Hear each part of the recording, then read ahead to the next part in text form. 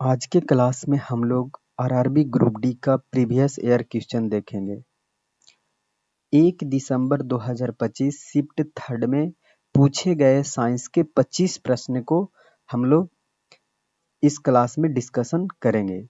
इस शिफ्ट की अगर बात करें तो इस शिफ्ट में जो फिजिक्स से प्रश्न पूछा गया था वो 8 प्रश्न पूछे गए थे और केमिस्ट्री से भी 8 प्रश्न पूछे गए थे और इस शिफ्ट में बायो से 9 प्रश्न पूछे गए थे। इस शिफ्ट में बायो का वेटेज फिजिक्स और केमिस्ट्री की तुलना में ज्यादा थी। तो चलिए हम लोग क्लास को शुरू करते हैं। क्वेश्चन नंबर फर्स्ट, न्यूक्लियॉन परमाणु के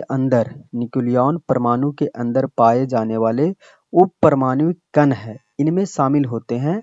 यानी न्यूक्लियस में क्या चीज पाया जाता है, तो न्यूक्लियॉन या न्यूक्लियस में प्रोटॉन और न्यूट्रॉन पाए जाते हैं और इलेक्ट्रॉन जो होता है वो बाहर चक्कर काटते हुए रहता है परमाणु को। तो न्यूक्लियॉन में कौन कौन सा हो जाएगा, तो प्रोटॉन हो जाएगा और न्यूट्रॉन हो जाएगा। तो किस ऑप्शन में है प्रोटॉन और न्यूट्रॉन, ऑप्शन नंबर डी में। तो राइट आंसर इसका हो जाएगा ऑप्शन नंबर डी। नेक्स्ट सवाल हम लोग देखेंगे, एक धीमी ध्वनि की तुलना में समान आवृत्ति के एक तेज ध्वनि तरंगों को डैश द्वारा दर्शाया जाता है। यानी ध्वनि की तेज या धीमी की बात कर रहा है कि ध्वनि तेज या धीमा किस पे डिपेंड करता है, तो वो आयाम पे डिपेंड करता है। ध्वनि की तेज या धीमा जो है किस पे डिपेंड करता है, आयाम पे डिपेंड करता है। चलिए इसके बारे में और हम लोग डिस्कशन करते हैं। तो ध्वनि की अगर बात करें तो ध्वनि मुख्यतः के 3 लक्षण होते हैं, एक तीव्रता, तारत्व और गुणता।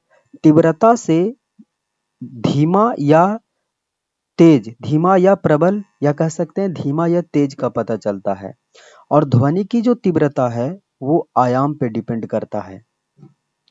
जितना आयाम ज्यादा रहेगा ध्वनि तेज उतना ही ज्यादा होगा, जितना आयाम कम रहेगा ध्वनि उतना ही कम होगा। दूसरी तारत्म्य की अगर बात करें तो तारत्म्य जो डिपेंड करता है, तारत्म्य जो बताता है वो मोटा या पतला, यानी किसकी आवाज कितनी मोटी या पतली होती है वो किस पे डिपेंड करता है, तारत्म्य पर डिपेंड करता है। और तारत्म्य किस पे डिपेंड करता है, तारत्म्य जो डिपेंड करता है वो आवृत्ति पर डिपेंड करता है।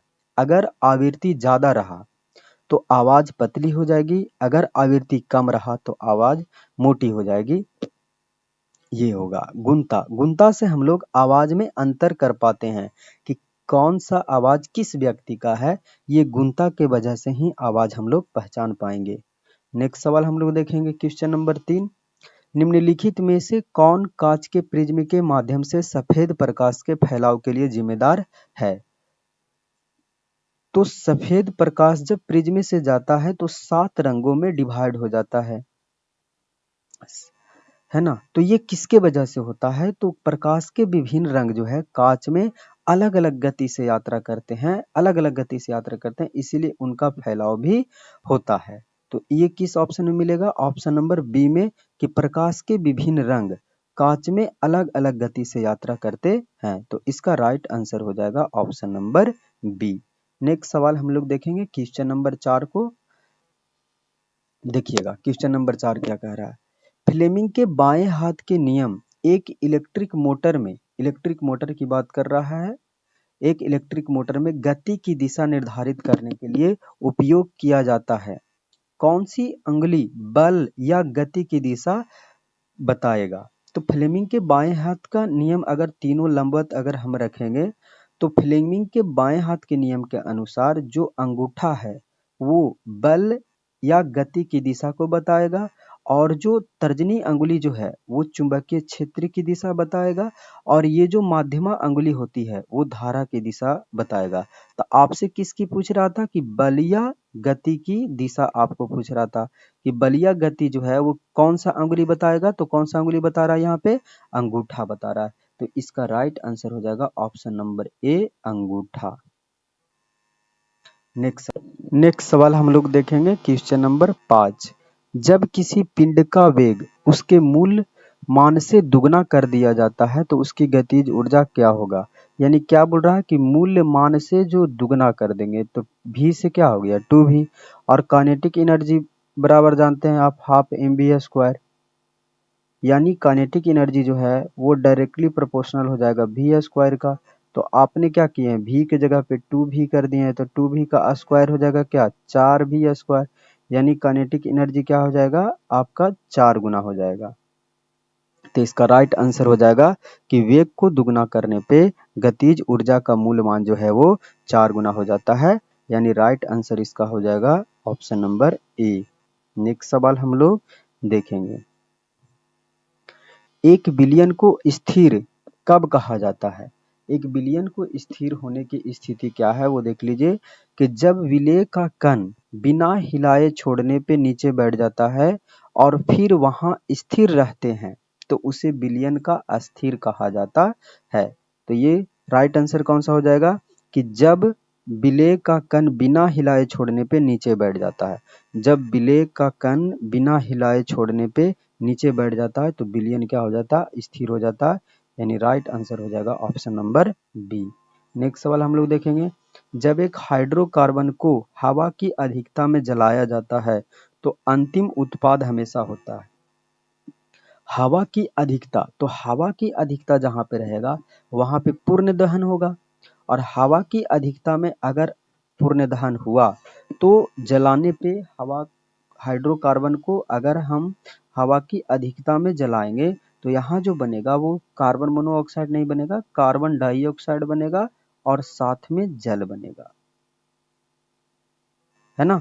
तो अपूर्ण दहन नहीं, पूर्ण दहन में कार्बन डाइऑक्साइड एवं पानी बनते हैं। तो इसका राइट आंसर हो जाएगा कार्बन डाइऑक्साइड और पानी। यानी राइट आंसर हो जाएगा इसका ऑप्शन नंबर डी। नेक्स्ट सवाल हम लोग देखेंगे, असंतुलित अभिक्रिया पर विचार करें। असंतुलित अभिक्रिया है उस पे हम विचार करने के लिए बोल रहा है। तो यहाँ पे ऑप्शन नंबर 2 को अगर पुट करेंगे तो राइट आंसर आ जाएगा। यहाँ पे अगर हम पहला में 2 पुट करते हैं, इसमें 7 पुट करते हैं, इसमें 4 पुट करते हैं, इसमें 6 पुट करते हैं, तो यहाँ से कार्बन कितना हो जाएगा इस साइड अगर बात करेंगे तो कार्बन हो जाएगा कितना 4 गो, और हाइड्रोजन कितना हो जाएगा 6 गो, 6 दूना 12 गो, और 7 दूनी 14 हो जाएगा ऑक्सीजन। इधर पे अगर बात करेंगे तो कार्बन कै गो हो जाएगा 4 गो, ऑक्सीजन यहाँ से 2 गो और यहाँ से 6 गो, यहाँ से 4 दूना 8 गो और यहाँ से 6 गो, तो ऑक्सीजन यहाँ भी 14 गो हो जाएगा, और हाइड्रोजन की बात करेंगे तो यहाँ 6 दूना 12 गो, है ना। तो इसका राइट आंसर हो जाएगा ऑप्शन नंबर 2। 2 अगर इसमें रखिएगा 2 7 4 6 रखिएगा तो ये जो इक्वेशन है वो बैलेंस हो जाएगा। नेक्स्ट सवाल हम लोग देखेंगे क्वेश्चन नंबर 9 को, कि एक व्यक्ति बस में खड़ा है जो अचानक रुक जाती है, व्यक्ति आगे की ओर गिरता है, गति के निम्नलिखित नियमों में से कौन सी इस घटना का सीधे तौर पर जिम्मेदार है। तो जो व्यक्ति बस में खड़ा था वो खड़ा ही रहना चाह रहा था, ये गुण किसका बारे में बोलता है, तो न्यूटन के गति का फर्स्ट नियम के बारे में कहता है कि जब कोई व्यक्ति खड़ा है तो खड़ा ही रहना चाहता है जब तक कि बाहरी बल कार्य ना करे। तो ये किसका गुण के कारण है, तो गति के जड़त्व के कारण, यानी न्यूटन के फर्स्ट नियम के अनुसार। तो इसका राइट आंसर हो जाएगा ऑप्शन नंबर सी। नेक्स्ट सवाल हम लोग देखेंगे, निम्नलिखित में से किस पौधे की जड़ों से नए पौधे उत्पन्न कर सकते हैं। तो शकरकंद से जो है आप शकरकंद के जड़ से नया पौधा उत्पन्न कर सकते हैं। नेक्स्ट सवाल हम लोग देखेंगे, जीवों की आबादी में भिन्नता मुख्य रूप से क्यों होती है। जीवों की आबादी में भिन्नता जो है वो मुख्य रूप से क्यों महत्वपूर्ण है। तो जीवों की आबादी में भिन्नता बदलती पर्यावरण परिस्थिति में जीवित रहने की संभावना को बढ़ाती है। यह प्रजाति के अस्तित्व के लिए अत्यंत महत्वपूर्ण है। इसका राइट आंसर हो जाएगा ऑप्शन नंबर ए। नेक्स्ट सवाल, निम्नलिखित में से कौन एक निश्चित पैटर्न में एक ही भूमि क्षेत्र पर एक साथ 2 से अधिक फसल का उदाहरण है। एक साथ 2 अधिक फसल, जैसे यहाँ पे मक्का की खेती है तो यहाँ पे और किसी चीज का खेती कर लिया जाता है, तो ऐसे फसल को क्या कौन सा फसल बोला जाता है, तो अंतर फसल बोला जाता है। राइट आंसर हो जाएगा ऑप्शन नंबर सी। एरोपोनिक्स क्या होता है, जो हवा में प्रयोग किया जाता है। हाइड्रोपोनिक्स क्या होता है, जो पानी में फसल तैयार किया जाता है। मोनोक्रॉपिंग, जो एक फसल सिर्फ लगाया जाता है। तो इसका राइट आंसर हो जाएगा ऑप्शन नंबर 3 यानी सी। एक तैराक जो है पानी को पीछे की ओर धकेलता है, प्रतिक्रिया बल जो तैराक को आगे बढ़ाता है वह कौन है? जब ये पानी को पीछे की ओर ढकेलता है तो पानी इसे आगे की ओर ढकेलता है ना, न्यूटन के थर्ड लॉ के अनुसार। तो निष्कर्ष क्या आया कि पानी तैराक को आगे की ओर ढकेलता है, यानी ऑप्शन नंबर थर्ड यानी सी कह सकते हैं। किसी कण की उपस्थिति के कारण खुरदरी यानी एंडोप्लाज्मिक रेटिकुलर माइक्रोस्कोप के नीचे खुरदरी दिखाती है। तो जो खुरदरी जो सतह है वो क्या रहता है? तो ये राइबोसोम रहता है। खुरदरी जो सतह है वो क्या रहता है? राइबोसोम की वजह से ही रहता है। इसका राइट आंसर हो जाएगा ऑप्शन नंबर बी। निम्नलिखित में से कौन कोशिका के संरचनात्मक कोशिका संगठन हिस्सा नहीं, यानी कौन कोशिकांग नहीं है? तो कोशिका द्रव में कोशिका का कोशिकांग कोशिका द्रव है, माइटोकॉन्ड्रिया भी है, कोशिका भित्ति भी है, लेकिन हृदय नहीं है। तो राइट आंसर हो जाएगा ऑप्शन नंबर बी। निम्नलिखित में से कौन सा कोशिका के संरचन का संगठन का हिस्सा नहीं है? हृदय। इस सवाल रिपीट हो गया है। विद्युत अपघटनी शोधन के दौरान एनोड के रूप में किसका प्रयोग किया जाता है? एनोड पे अगर बात करेंगे तो एनोड पे पॉजिटिव चार्ज, एनोड पे निगेटिव चार्ज होता है और कैथोड पे एनोड पे पॉजिटिव चार्ज होता है, कैथोड पे निगेटिव चार्ज होता है। और एनोड पे जो होता है वो अशुद्ध धातु की पट्टी होती है, ये पॉजिटिव होता है और ये कैथोड पे निगेटिव होता है, ये धनात्मक होता है। और एनोड पे अशुद्ध धातु की पट्टी होती है और यहाँ से ये जो अपना है ये गल करके इलेक्ट्रोलाइट में मिल जाता है और इलेक्ट्रोलाइट से फिर पुनः पुनः ये शुद्ध पट्टी पर जा करके जम जाता है। तो एनोड पर किस चीज की रहता है? तो अशुद्ध धातु की पट्टी रहती है। तो राइट आंसर हो जाएगा ऑप्शन नंबर बी। थोड़ा सा पढ़ लेते हैं। अशुद्ध धातु की पट्टी एनोड के रूप में प्रयोग किया जाता है। एनोड से अशुद्ध धातु घुल जाती है और धातु विलयन में चली जाती है, धातु विलयन में चला जाएगा और फिर कैथोड पर जाकर के जमा हो जाएगा। निम्नलिखित में से कौन स्थिर अनुपात के नियम के अनुसार है? यहाँ पे हम लोग देखेंगे H2O दिया हुआ है, तो अगर हम H2O की बात करें, H2O तो इसका क्या हो जाएगा? 2 गुने हाइड्रोजन का परमाणु क्रमांक 1 होता है तो 2 गुने 1 तो इसका 2 हो जाएगा और ऑक्सीजन का होता है परमाणु द्रव्यमान 16 तो 16 तो इसका रेशियो क्या आ गया? 1:8। तो ये पहला कथन क्या हो गया? सही हो गया। दूसरा में कौन सा है? Carbon dioxide. अगर हम कार्बन डाइऑक्साइड की बात करें, CO2 की बात करें, CO2 तब कार्बन का होता है 6 यानी 6 दूना 14 और ऑक्सीजन का होता है 16 और 16 दूना 32। तो इसको अगर काटेंगे तो 7 और 16 सॉरी 6 दूना 12, 6 दूना 12 और प्लस 8 दूना 16 दूना 32। तो यहाँ हो जाएगा 6, 16, 3 और 8। तो ये भी सही है, 3:8। बी भी सही है। NH3 की बात करते हैं तो नाइट्रोजन का होता है 7 दूना 14 और हाइड्रोजन का 1 और 1 में 3 से करेंगे तो 3। इसका होता है 14:3। तो ये दिया हुआ है 14:1। तो ये कथन क्या हो जाएगा? गलत हो जाएगा। तो केवल ए और बी क्या हो गए? सही हो गए। इसका राइट आंसर हो जाएगा ऑप्शन नंबर बी वाला।